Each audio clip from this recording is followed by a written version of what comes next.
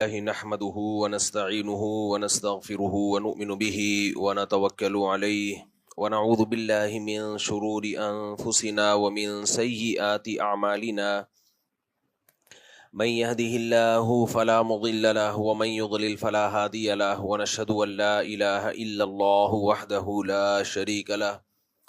ونشهد أن سيدنا وحبيبنا وشفيعنا وسندنا محمدا عبده ورسوله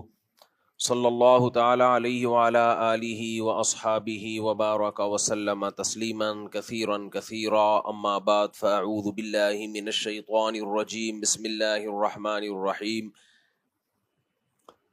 یا ایہا الذین آمنوا ادخلوا فی السلم کافۃ ولا تتبعوا خطوات الشیطان انہ لکم عدو مبین وقال اللہ تعالی والذین آمنوا اشد حبا للہ وقال الله تعالى يا أيها الذين آمنوا من يرتد منكم عن دينه فسوف يأتي الله بقوم يحبهم ويحبونه أذلة على المؤمنين أعزة على الكافرين۔ قرآن مجید کی چند آیات تلاوت کی ہیں۔ اللہ تعالیٰ سے دعا ہے اللہ تعالیٰ صحیح طرح سے بات کہنے کی، سننے کی، سمجھنے کی اور پھر عمل کی اللہ تعالیٰ توفیق عطا فرمائے۔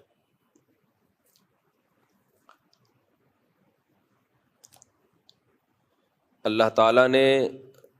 ہمیں جو دین اور مذہب دیا جس کا نام اسلام ہے، اور جس کے بارے میں اللہ نے کہا کہ اسلام کے علاوہ کوئی دین اللہ کی نظر میں مقبول نہیں ہے۔ وَمَن يَبْتَغِ غَيْرَ الْإِسْلَامِ دِينًا فَلَن يُقْبَلَ مِنْهُ، جو اسلام کے سوا کسی بھی مذہب کو اختیار کرے گا تو میں ہرگز قبول نہیں کروں گا۔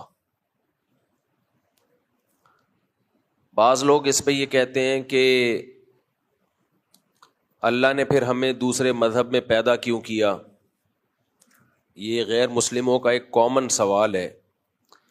کہ اگر اللہ کو صرف اسلام ہی پسند ہے تو اللہ نے ہمیں سکھ کیوں بنایا، عیسائی گھر میں کیوں پیدا کیا، اللہ نے ہمیں ہندو مذہب میں کیوں پیدا کیا؟ تو وہ کہتے ہیں کہ اگر اللہ نے ہمیں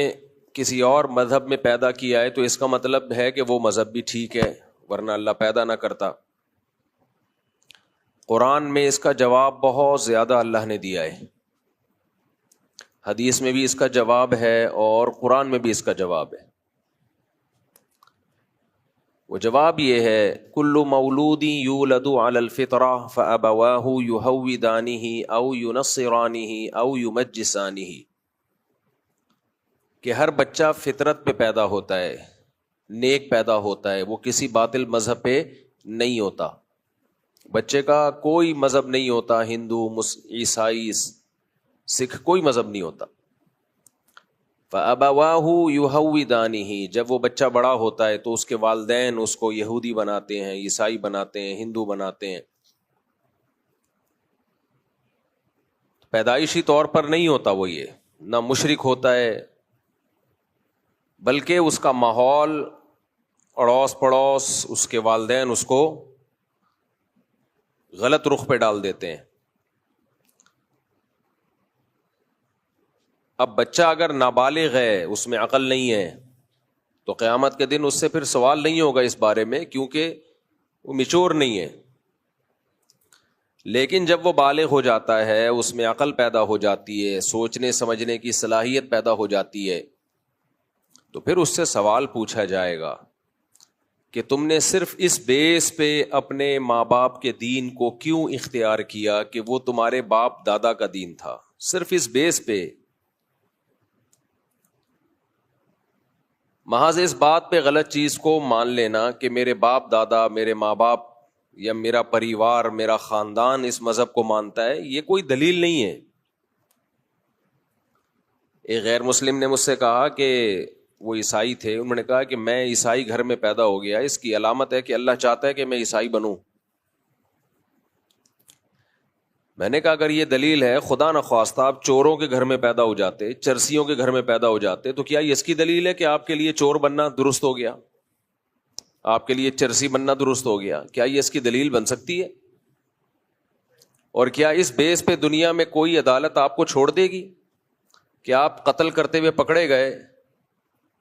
اب آپ پہ کیس ہوا، سزا سنائی گئی، آپ نے کہا چونکہ میرا باپ بھی قاتل تھا، میری ماں بھی قاتل تھی، قتل ہمارے خاندان میں کامن ہے۔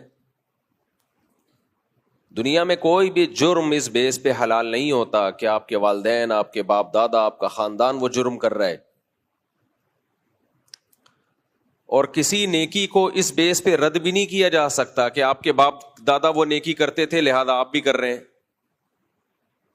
یہ بھی ان لوگوں کو جواب ہے جو یہ کہتے ہیں کہ ہم مسلمان گھر میں پیدا ہو گئے تو ہم کیوں جنت میں جائیں گے، ہمیں تو اسلام فری میں ملا ہے۔ بعض غیر مسلم یہ طعنہ دیتے ہیں کہ اگر مسلمان جنت میں جائیں گے تو تمہارا کیا کمال ہے اس میں، تم اپنے اختیار سے مسلمان تھوڑی ہوئے ہو، تم تو مسلمان گھرانے میں پیدا ہوئے۔ اگر کوئی شخص سچے لوگوں کے گھر میں پیدا ہو جائے